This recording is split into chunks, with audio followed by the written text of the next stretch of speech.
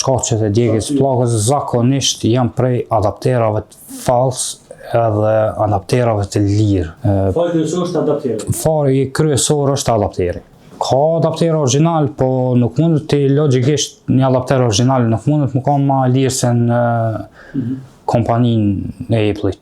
Se adapterat që janë falës nuk kanë kontroll, që me thonë të rrymës edhe që në rrymë ma shumë edhe djek pllakën.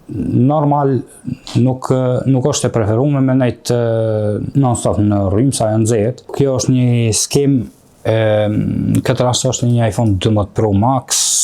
Këtu mund t'i shohim, këto janë të gatshme, do më thonë prej Kinës, edhe mujna me bo matjet kur na vynë për varësisht prej cilit çip është djeg, edhe pse shumicën e rasteve matjet i bojmë me aparat fillestar, i bojmë me power supply, masanej mujna me këshyr ku është problemi.